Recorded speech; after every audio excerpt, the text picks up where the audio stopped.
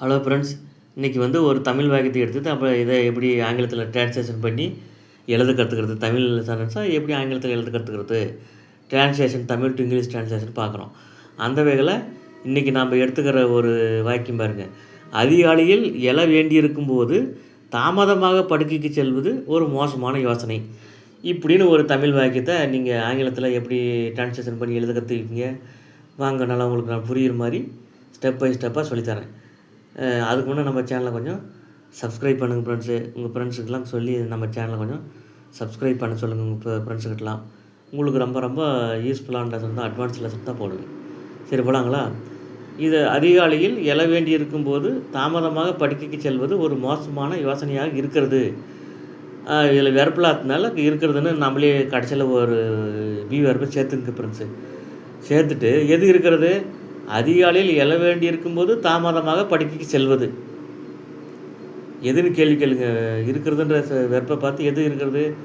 அதிகாலையில் எழ வேண்டியிருக்கும்போது தாமதமாக படுக்கைக்கு செல்வது அப்படின்றது தான் பதிலாக வருதுங்க. சரி, இதை எப்படிங்க இப்போ அந்த சப்ஜெக்ட்டு, இந்த பெரிய சப்ஜெக்டை எப்படி தமிழில் ட்ரான்ஸ்லேஷன் பண்ணி எழுதுதுன்னா, முன்ன பாருங்கள், அப்படியே ரிவர்ஸில் ட்ரான்ஸ்லேஷன் பண்ணி எழுதுங்க. தாமதமாக படுக்கைக்கு செல்வது. செல்வது என்னதுங்க ஃப்ரெண்ட்ஸு? செல்லுனுடைய ஜெரண்டு பாம்பு தான் செல்வதுன்னு வந்துருக்குதுங்க. அப்போ செல்வதுக்கு ஜெரண்டு என்ன? கோவுக்கு ஜெரண்டு கோயிங். எங்கே செல்வது? டு பெட்டு, படுக்கைக்கு. எப்படி செல்வது? லேட், தாமதமாக. அப்போ தாமதமாக படுக்கைக்கு செல்வதுன்றதை நீங்கள் எப்படி எழுதுவீங்க? Going to bed late. இது ஒரு ஜெரண்டு பிரேஸுங்க. கமா, இந்த கோயிங்ன்ற வெர்புக்கு இந்த கோயிங் டு பெட் லேட்டுன்ற அதுவும் ஒரு கோயிங்கிறது வெர்புலேருந்து தானே வருது. அந்த வெர்புக்கே ஒரு அட்வர்பாக இன்னொரு அட்வர்பை ஒரு அட்வர்பியல் கிளாஸே வருதுங்க. அது என்னது? When you have to wake up early in the morning. எப்போது செல்வது? அதிகாலையில் எழ வேண்டியிருக்கும் போது தாமதமாக படிக்க செல்வது. அப்போது செல்வதுன்ற வெர்புக்கு ஒரு அட்வர்பாக ஒரு அட்வர்பு கிளாஸே வந்திருக்குதுங்க. வென்ன்றது சப்ஜெக்ட்டுக்கு சப்பார்டினேட் கன்ஜெக்ஷனுங்க, யூ சப்ஜெக்ட்டுங்க, ஹேவ் டு வேக்கப்ன்றது வெர்புங்க, ஏர்லி இன் த மார்னிங் எக்ஸ்டென்ஷனுங்க. இப்போது இந்த இதுக்கு இந்த கோயிங் டு பெட் லேட்டுன்ற ஜெரண்ட் பிரேஸ்க்கு அட்வர்பியல் பிரேஸாக அட்வர்பாக ஒரு அட்வர்பு கிளாஸே வந்திருக்குது பக்கத்தில். இது ரெண்டும் சேர்ந்து தான் ஜெரண்ட் பிரேஸு, அட்வர்பியல் கிளாஸ் ரெண்டும் சேர்ந்து தான் சப்ஜெக்ட்டுங்க இந்த வாக்கியத்தில். அப்போது going to bed late, when you have to wake up early in the morning, இது ஃபுல்லாக சப்ஜெக்ட்டுங்க. வெர்பு என்னதுங்க? ஈஸ், இருக்கிறது. அடுத்தது என்னவாக இருக்கிறது? சப்ஜெக்ட் பார்த்து அதிகாலையில் எழ வேண்டியிருக்கும் அதிகாலையில் எழ வேண்டியிருக்கும் போது தாமதமாக படுக்கை செல்வது என்னவாக இருக்கிறது?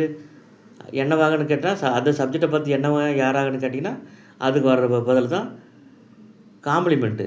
என்னவாக இருக்கிறது? ஒரு பேட் ஐடியா, ஒரு மோசமான யோசனையாக இருக்கிறது. பேட் ஐடியான்றதுங்க ஒரு நவுனுங்க. இங்கே என்ன வந்திருக்குதுங்க? சப்ஜெக்ட் காம்ப்ளிமெண்ட்டாக வந்திருக்குதுங்க. சப்ஜெக்ட் காம்ப்ளிமெண்ட்டாக என்னன்னா, காம்ப்ளிமெண்ட்டு சப்ஜெக்டை பற்றி சொல்லுதுங்க, அதனால் சப்ஜெக்ட் காம்ப்ளிமெண்ட்டுங்க. சப்ஜெக்ட் காம்ப்ளிமெண்ட்டாக பேட் ஐடியான்ற ஒரு நவுன் வந்துருக்குதுங்க. இப்போ ஃபைனலாக நீங்கள் எழுதுங்க. சப்ஜெக்ட் வெர்பு காம்ப்ளிமெண்ட் இந்த பேட்டர்னில் இந்த சென்டென்ஸை நீங்கள் கொண்டு வரணும். எப்படி எழுதுங்க? சப்ஜெக்ட் இடத்துல going to bed late, when you have to wake up early in the morning, இது வெளியே சப்ஜெக்ட்டுங்க. ஈஸ்ன்றது பி வெர்புங்க, வெர்பு. பி வெர்புக்கு அடுத்து என்ன வருங்க? பி வெர்பு அடுத்து வரதெல்லாம் காம்ப்ளிமெண்ட் தாங்க. Bad idea adverbial complement noun காம்ப்ளிமெண்ட்டாக வந்துருக்குதுங்க. இது எதை பற்றி சொல்லுதுங்க? சப்ஜெக்ட் பற்றி சொல்கிறதுனால சப்ஜெக்ட் காம்ப்ளிமெண்ட்டுங்க. புரிஞ்சில ஃப்ரெண்ட்ஸு? ஒரு 2-3 டைம் போட்டு கேளுங்க. உங்களுக்கு ரொம்ப ரொம்ப யூஸ்ஃபுல்லாக இருக்கும். நீங்கள் ஈஸியாக எழுத கற்றுக்குங்க.